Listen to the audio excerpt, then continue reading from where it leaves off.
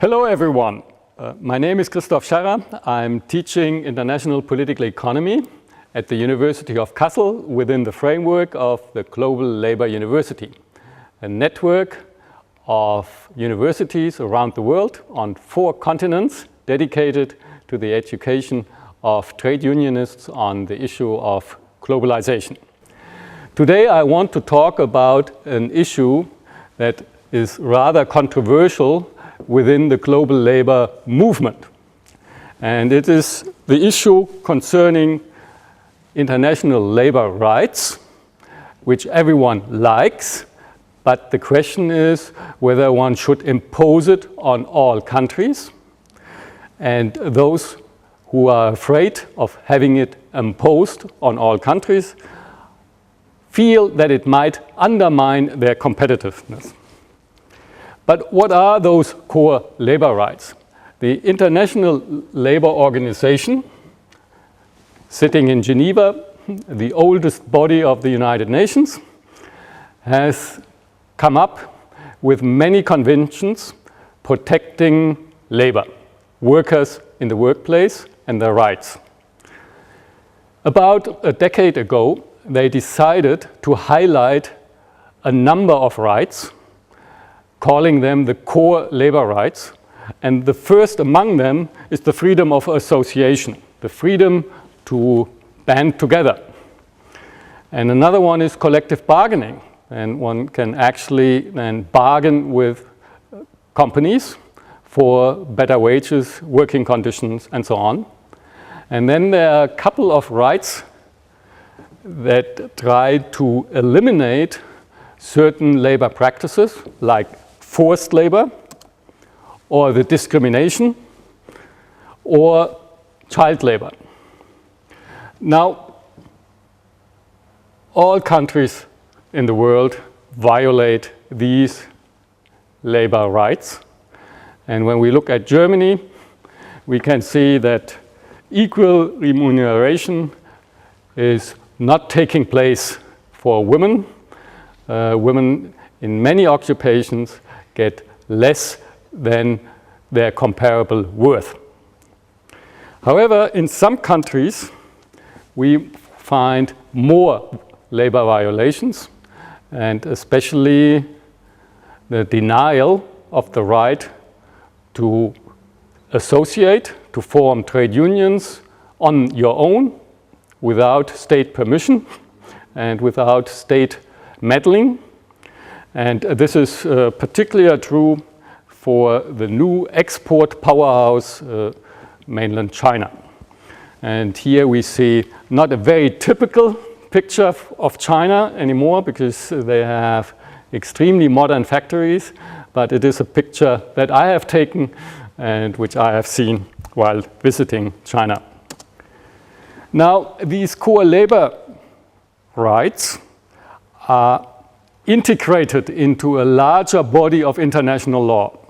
So it is not just the ILO conventions, it is also the Declaration of Fundamental Rights, and then the United Nations covenants, the covenants for economic rights, civil rights, and then there are other covenants that cover, for example, the issue of child labor. So one could say that core labor rights are international law today. In some countries, like here, workers in Dharavi, in Mumbai, one of the biggest slums in Asia, they have the freedom of association in India, but they work under very lousy conditions.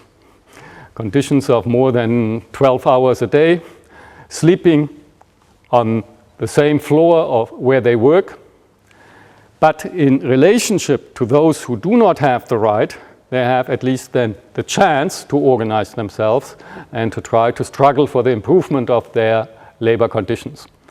And our partner in India has started to organize a trade union with a nice name, Learn, that is working in that slum in Dharavi, organizing now garment workers, female garment workers predominantly. So there is a chance then to make use of the rights, but they are not leading automatically to better working conditions. Now, the debate is on whether one should force upon all these core labor rights.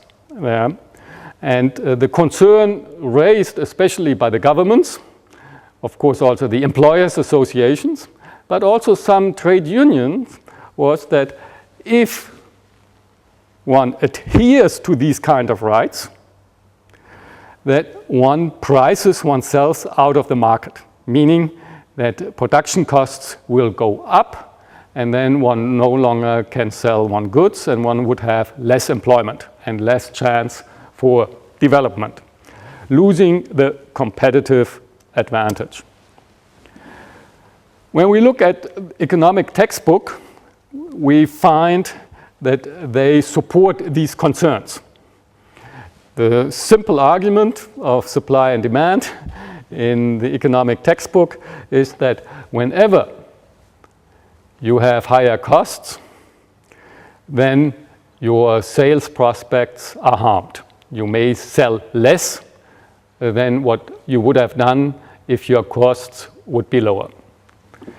However, this simple economic reasoning may not quite capture reality. These models do not recognize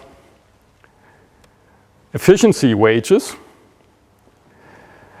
Efficiency wages are wages that are higher, and because they are higher, they are motivating the workers to expend more of their labor, and they also allow them, and that's important in the development context, allow them to be more healthy, because the higher wages then give them better access to the medical system there. And healthier workers are usually more efficient workers. Yeah. However, the efficiency does not come right away. It usually takes a bit of time. But it is not just the workers that react to efficiency wages, it is also employers. If employers have to pay more, they will have to think about it. And they will start to employ labor more carefully. And they will try to find certain efficiencies that have not been seen so far. They will try to organize the labor process in a more efficient way, thereby increasing productivity, and out of those increases of productivity, then higher wages can be paid. And they also overlook the issue of market power. And the market power, I think, is on a global scale a very important concept. Because on the global scale, I would say that we have a structural oversupply of labor power, which leads to a destructive South-South competition. There. What do I mean by a structural oversupply? That is that it doesn't go away so easy, that there are many forces that lead to this situation, that we don't have an easy balance of the markets that you would find in the textbooks. If there's an oversupply, then prices have to go down, wages have to go down, and then we have a balance again of supply and demand. But we don't find that in the global labor markets. In the current crisis, the ILO, the International Labour Organization, has calculated that about 50 million people lost their jobs. Yeah. And many of them have not regained those jobs, especially in the Euro crisis countries now. Now, what are the sources now that drive the structural oversupply? And that is the common issue of rapid population growth. But it is also, and again, a rather common issue, the displacement of subsistence agriculture. Here we have the example directly in Germany. About 1% of the population works in agriculture. Same is true in the United States. However, in India, we have about 60% of the population working in agriculture. If they then mechanize the same and put the same amount of fertilizers and so on into the ground as is being done in Germany and in the United States, you can imagine how many people will leave the countryside and will jam the big cities. Yeah. And this process is ongoing. People are leaving the countryside because agriculture becomes more efficient, more productive, and less people. The end of communism, more than 2 decades ago now, brought a major supply shock about. Why a shock? Because before the Soviet Union, China, and to a certain degree socialist India were withdrawn from the world market. They were not part of the world market. They had their own markets. And with the end of communism, now international investors can go to many of those places. And suddenly, these people also become part of the global labor pool. They are accessible for exploitation, or they're accessible to put to work, however you want to put it. But suddenly a much larger group of people joined the world market. In other parts of the world, the debt crisis of the 80s or the Asian crisis then of the late 90s forced these countries to become more active into exporting, and thereby also becoming part of the world market. If you export more, then you export in a way your labor power, or you offer your labor power to the world market, to other markets around the world.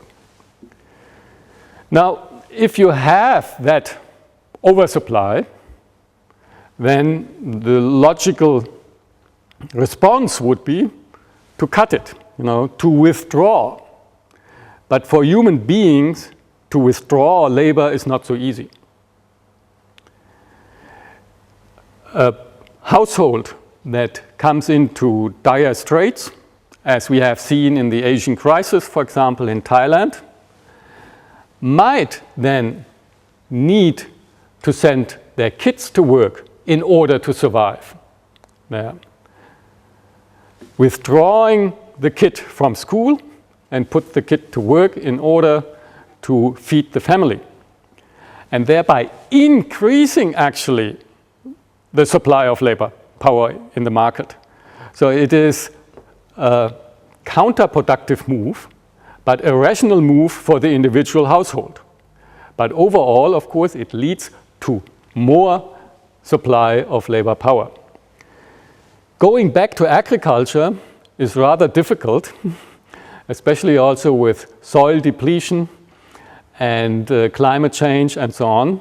But also if people have come to the city, they have acquired a certain city lifestyle and are not so easy to adapt back to agricultural life. And in many countries then they will also lack social protection. So they have no other chance than to fight for their livelihood, and that means also offering their labor power. A way out of it would be, of course, then to collectively decrease the offering of labor power, and that has been the role of trade unions, trying to fight for the 8-hour days. That is an attempt to limit the amount of labor that is offered in the market. But in the global sphere, that is not so easy. That kind of a collective agency that was easier in smaller settings where trade unions started out, later in the national setting, with a strong force of nationalism, was possible then to go through the state and trying to limit the hours of work on offer. That in the international sphere here we do have a real challenge. Now, when we look at that global labor pool, then we see down here the amount of people. And it's easy to see India, China, and Indonesia are those countries with lots of people in the working age population there. And then here you need actually to have 3 countries to put up here to make them visible. Just one country would not be really visible. They are much smaller countries, especially Switzerland, but even Germany, in relationship then to these ones. Here on that scale, we see the wage or the labor cost differential. And the US would be here 100. And you see then the labor costs are higher in Germany and Switzerland, and they are much lower down here. Economic textbooks are usually talking about the competition from here to there. But when you look at it, you will see that there may be certain overlaps between what Indonesia exports and Switzerland exports, but in the main, it's complementary. It doesn't overlap. Switzerland is sending out complex chemicals, complex machinery, and Indonesia is very strong in garments, footwear, and that kind of industry. So it's more of a complementary trade.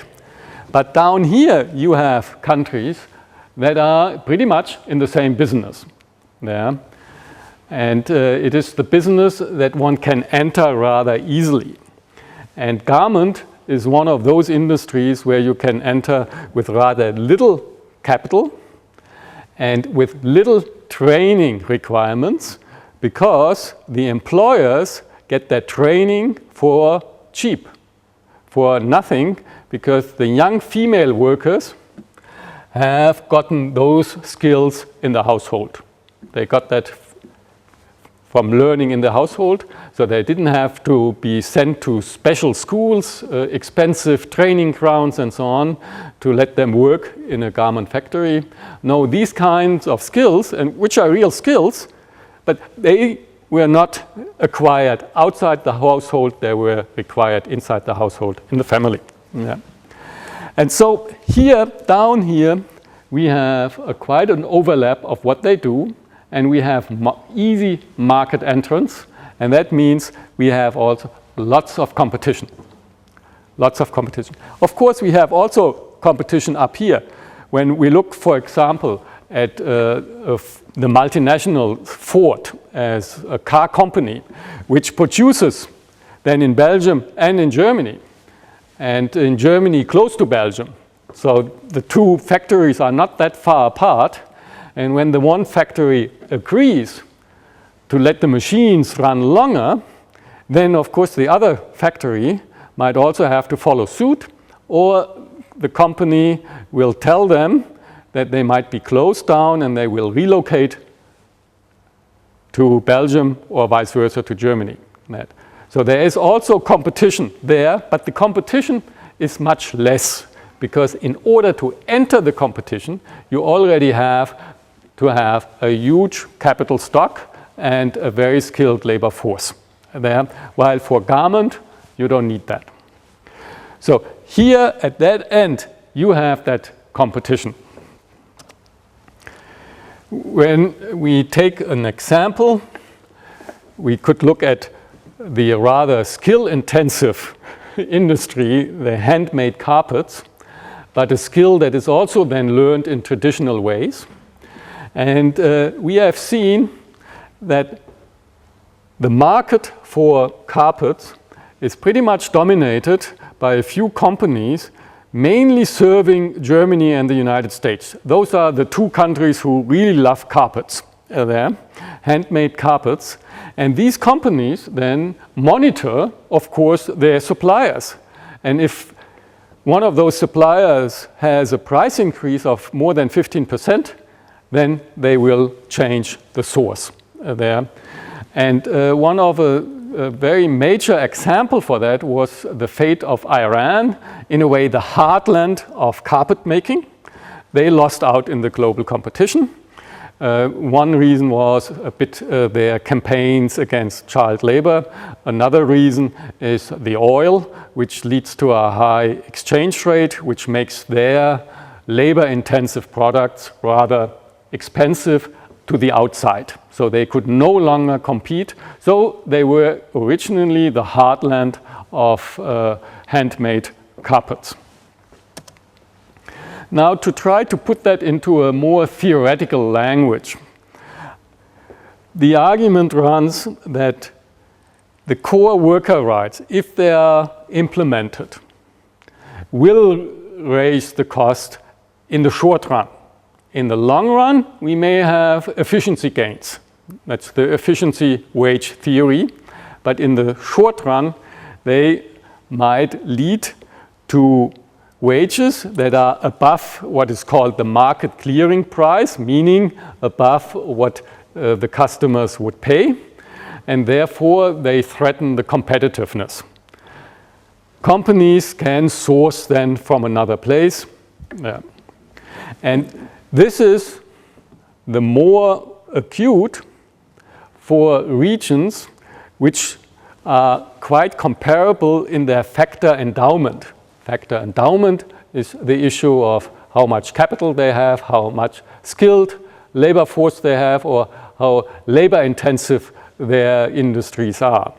And those countries with a large so-called unskilled labor force, they would be in a weaker position. They have the stronger competition. And the conclusion, therefore, is that if developing countries want to raise and should raise social standards, implement and adhere to these kind of core labor rights, then they cannot do that so easily in isolation. They need to come together. It is a question of collective action to make sure that all of the countries adhere to it, because if they are not doing it together, then countries will be undercut, countries will lose out in that kind of a competition among themselves for access to the markets, usually in the rich countries. So the argument runs the way, yes, there may be cost increases. Over time, they might go away, but when you implement something, then they are there. The countries are therefore threatened. People are threatened in their livelihood. They are threatened by relocation. And therefore, they need to have that kind of a collective action. A collective action one had seen in local spaces with the emergence of the trade union movement.